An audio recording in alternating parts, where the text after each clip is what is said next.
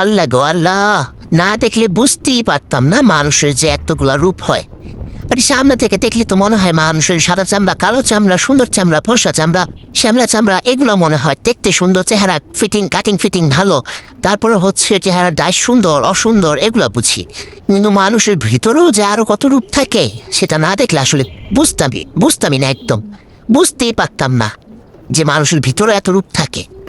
একটা মানুষ আমাকে এমনভাবে অভিশাপ দিচ্ছে যে শুনে আমি কাঁদতে কাঁদতে হয়রান। আজকে সেই মানুষটা আমার জন্য দোয়া করতেছে। কি আশ্চর্য ব্যাপার, সে আমার জন্য দোয়া করে। হায় আল্লাহ, আমি তো পুরাই অবাক। আরেকটা মানুষ আমাকে এত কটু কথা বলছে, আর এখন সে আমার সাথে কি সুন্দর ব্যবহারটাই না করে।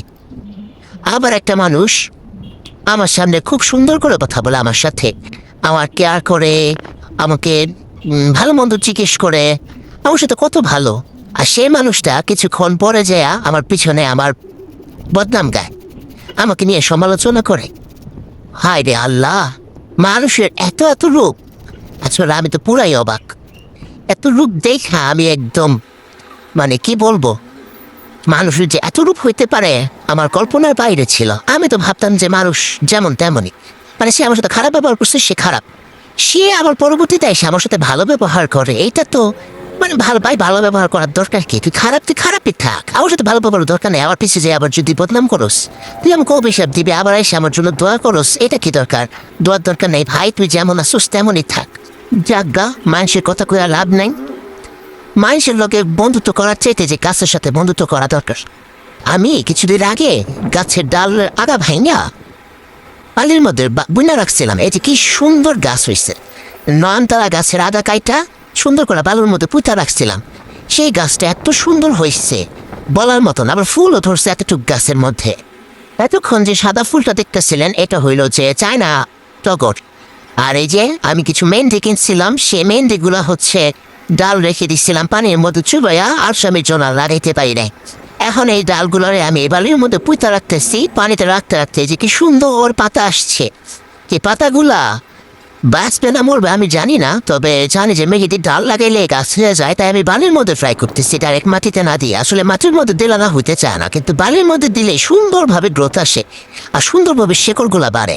এজন্য আমি ভাবলাম যে আগে বালির মধ্যে দিয়া গাছগুলারে বাঁচাই রাখি, এরপর না তো মাটির মধ্যে ট্রান্সফার করব। আমার হাতে আবার গাছগুলা অনেক সুন্দর হইতো, কিন্তু এখন আর হয় না, কোন কাল না গিনে জানি মুখ লাগাইছে। যাই হোক, এখন আমি যে ডালগুলা, অনেকগুলা ডাল বুঝতে দিতেছি। আসলে গাছ লাগানো আমার একটা নেশা ছিল। এখন এই যে কোন ডাল লাগিনের মুখে জানি সব নষ্ট হয়ে গেছে, এখন আর আমার হাতে গাছ হয় না, তাই আমি গাছ লাগানো বন্ধ করে দিচ্ছি। আগে তো প্রচুর গাছ লাগাইতাম, যেখানে যাই শুধু চুরির নেশা থাকে, গাছ চুরি করবো কখন। আমার আবার গাছ চুরির সঙ্গীও আছে, যাই হোক সেই সঙ্গীর কথা নাই বললাম। তো যেখানে যাই সেখানে হচ্ছে তাকায় থাকি কোন দিকে গাছ আছে, কোন দিকে গাছ আছে, আর কি গাছ চুরি করা যায়।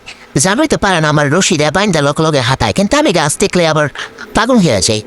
তাকাইতে থাকি কোন দিকে, কোন কোনায় গেলে গাছ চুরিটা করা যাব। সাথে আবার কেচি ব্লেড এগুলো সবসময় থাকে, মানে গাছ দেখবো টুটুস করে কেটে নিয়ে চলে আসবো, ব্যাগ ভর্তি ডালপালা নিয়ে বাসায় আসি। আর এখন অনেকটা শখ কমে গেছে, তাই ডালপালা চুরি করলেও লাগাইতে মনে থাকে না। এই যে এখন আজকে এগুলো লাগাইতেছি অনেক দিন পরে। আপনাদের মধ্যে কি এরকম চোর বা চোর মনোভাবের গাছপ্রেমী থাকলে অবশ্যই কমেন্টে জানাইতে পারেন।